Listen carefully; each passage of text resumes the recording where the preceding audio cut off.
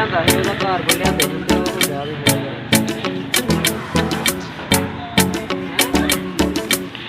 वालेकुम दोस्तों, ये देखें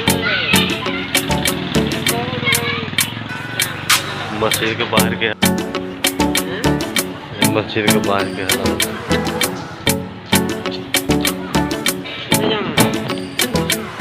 पानी दोनों तरफ से नाले से बाहर निकला हुआ है।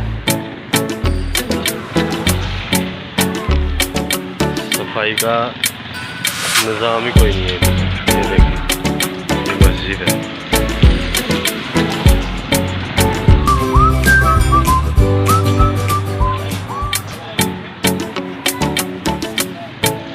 ये देखिए कितना कचरा आगे जमा हो गया।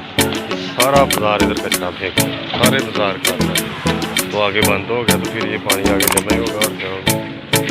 सफाई नाम की कोई चीज़ ही नहीं है। ये देखिए सारा बाजार ऐसे ही है। तो इधर हो वाला, इधर वो कौन पिएगा। ये देखिए